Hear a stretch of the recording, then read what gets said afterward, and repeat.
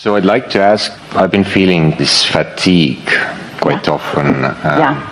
Like not being enthusiastic and passionate. Yeah. So what does it mean?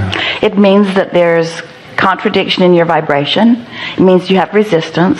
It means you've been focusing upon things that your inner being doesn't focus upon. And it means you've been pinching yourself off from your resources. Because this receptive mode, another really good name for it is replenishing mode. So it means you've been practical. Yeah. It means you've been sort of human and observant. It means you've been really doing a good job on step one. But you can give that up for a while because you've got enough in your vortex to keep you busy for 20 or 30 lifetimes. Okay. So how to better understand it when I'm feeling it again, like I don't feel like doing anything or just sleeping and... See, that's the thing that's interesting. When the momentum of resistance is strong, maybe you've been worrying about things, maybe you've been pushing against things. Oh, yeah. And those things are active within you. So even though your inner being is calling you, you are not able to go because of your vibration. So it really is like this. So here's your vortex and your inner being calling you toward it, because that's where everything that you want is. You put it there. And your inner being is standing there with it, calling you toward it. And when you don't go, when your thoughts are calling you literally away from it, have you ever experienced a literal tug of war? Where there are 5 of you on one end of a big rope and 5 of you on the other end of a big rope. If you are equally matched, it is exhausting. It's exhausting. You just can't keep that up. Pretty soon you want a nap. And so that's sort of what's going on. And so the good news is you wouldn't be exhausted if your inner being weren't calling you. Because if your inner being weren't calling you, there'd be no struggle.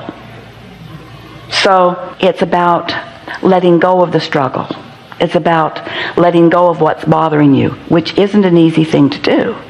That's the reason that we were talking about meditation, because meditation will help you let go of the struggle. In fact, quiet in your mind, we've been telling our friends this for quite a long time. We teach meditation because it's easier to teach you to have no thought than to have pure positive thought. Because you can't change a negative thought to a positive thought all at once. But you can quiet your mind if you care about it. What's bothering you? Many things, like hundreds of things. Yeah. So we have some questions for you. Yeah. Have you been listening to us for a while, or is... Yeah, a few years. Do you accept that when you're bothered by something, that you're automatically asking for something for an improvement? Yeah. And do you believe that you've been asking, and do you believe that the asking is strong? Do you believe that your inner being really knows what you want and is on it and is calling you? So we want to ask you, all of you really, because you're not so different from almost everyone. Esther was watching television the other day. She was watching politics.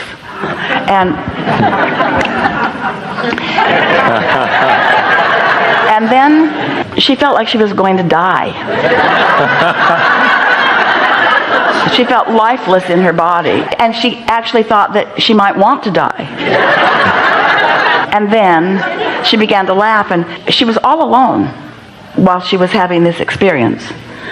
And she held out her hand as if it was a little cup full of poison, and she just kept touching.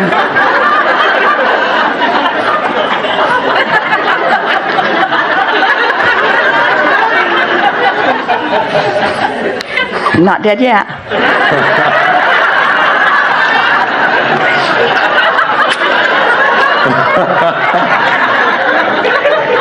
Because she knows that when she focuses upon things that she cannot do anything about and feels the injustice of them and feels empathy for those who are feeling the discomfort of them, that she has put herself in a powerless place. So much so that she really was feeling lifeless. Now, fortunately, Esther knows. She knows that she can meditate. She knows that she can quiet her mind. She knows that she will bounce back quickly. In fact, we think that's what goes on with so many of you. You're so good at bouncing back, you're willing to eat poison. But what we want you to understand is life is supposed to feel good to you. And so eat a little of it. That's what contrast is.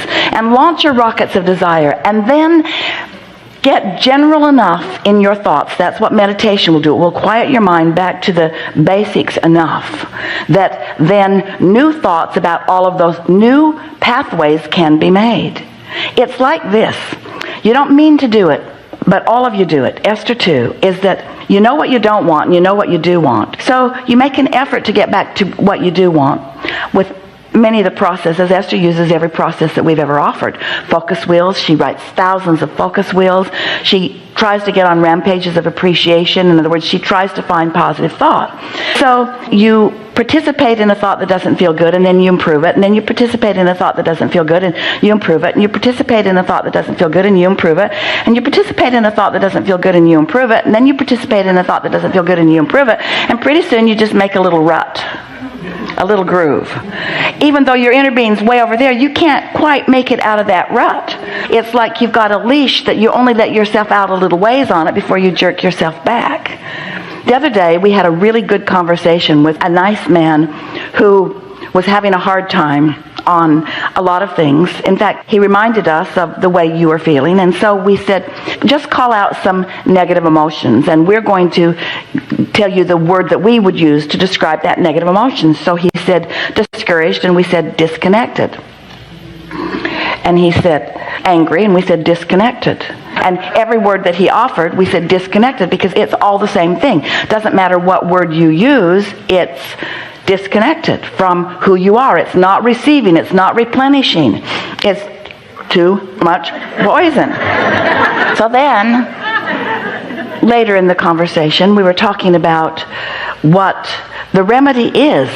What is the remedy when you're discouraged? Meditation. What's the remedy for when you're angry? Meditation. When somebody encouraged Jerry and Esther in 1984 to meditate, they left that place saying to each other, meditation is so weird. Jerry said, we're business people. I like practical things. One day, someone told Jerry that she could see his aura, and he just avoided her for the rest of the time. Because that stuff doesn't seem practical. Here I am in the real world with things to do and places to go and people to see and so on. And you've been trained to be objective in the way the pros and the cons and the pluses and the minuses, and it feels logical to observe. It does. But you've got to put it into context. Observation of what is, constant observation of what is, will hold you only in what is. And this is what's so interesting about this. As you have been observing what is and launching a rocket, and observing what is and launching a rocket, and observing what is and launching a rocket, and here's your inner being over here with all of these rockets calling you over here, but when you keep observing only what is and you don't go, it is exhausting. You got to go. Which means you've got to find some way of letting go of what is. And you don't have to let go of what is all day long. Don't do that. Go where you need to go. Keep eating, feeding your children, go to work, earn money, all of that stuff. Don't take long naps. Do take long naps, but not long naps. But find a way to quiet your mind enough that you can begin to let some of what you've been asking for come in. And it is our promise to you. You see, it feels like I'm going to need the money before I feel better, or I'm going to need the relationship before I feel better, or I'm going to need to be recognized at work, or have more respect before I can really feel good. But that isn't true. You just need a little satisfaction. You just need a little satisfaction, and then a little more, and then a little more, and then a little more. So if you would let your new intention be, I'm just going to get ready to get ready. I don't need the full manifestation. I just want to get a little more ready for it, and then a little more ready for it. It is our promise to you that the depression will lift, and the lethargy will lift, and the tiredness will lift way before the manifestation comes, because it's not the absence of the manifestation that's making you feel that way. It's the thought process that's keeping you from your true thought power. It's the not letting the thought energy flow through you. The thought energy, once you let it start flowing through you, will give you every manifestation in the world that you've ever asked for. But you're not ready for all of them right now, you see. Mm-hmm. Oh, it's so nice. But you have to accept a few things. You have to accept that you're vibrational. You do. You have to accept that the whole universe is. You have to accept that law of attraction abounds. You have to accept that your inner being is standing where everything you want is and is calling you toward it. You have to accept that things are working out for you.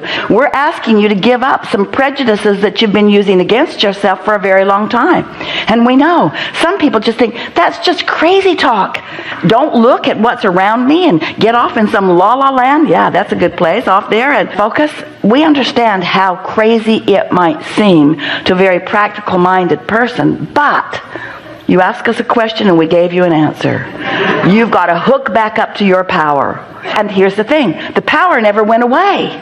It never went away. It's always ready for you to be ready. You've just got to get yourself in the vicinity of it. First time Esther sat to meditate.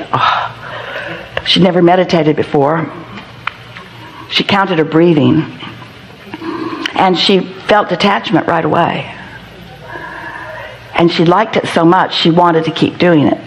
Well, they set a timer for 15 minutes, and right away she felt that. And she said, let's do it again. So they set the timer for 15 more minutes. And Jerry's thinking, oh, here we go. Because Esther does tend to be all or nothing, as you may have noticed. We know that you accept the vibrational basis of the universe. But the piece that most don't understand is the power that your inner being has. The importance that your inner being has in the way you feel. Your inner being is not calling you to anything that life hasn't caused you to ask for. So it's not like you're a puppet on a string. If we were translating for your inner being precisely, your inner being would be saying, all through your life, you've been sorting and sifting, and you've been making requests, and we know every single one of them. And they're all lined up here, and many of them have dovetailed together. And they have gathered such a current, a force of nature, a vibrational frequency, that you're not ready for it yet. It's too big. It started before you were even born. You've added to it every day since, and you've got to find some way of acclimating to this. Because you're just going to bounce off of it right now. You try to approach it. You're not ready. Any more than you could set your radio dial on 98.7 and listen to what's being broadcast on 101. The frequencies have to match up. So meditation will help you to sync your frequencies. And once your frequencies are synced, not very important things will bring you satisfaction. But if you're focused upon the satisfaction feeling, if satisfaction is what you're going for, not an instant remedy, but satisfaction, and then you do it tomorrow, and then the next day, it won't be more than a few days before, first of all, you're going to feel way better. And then significant ideas will begin.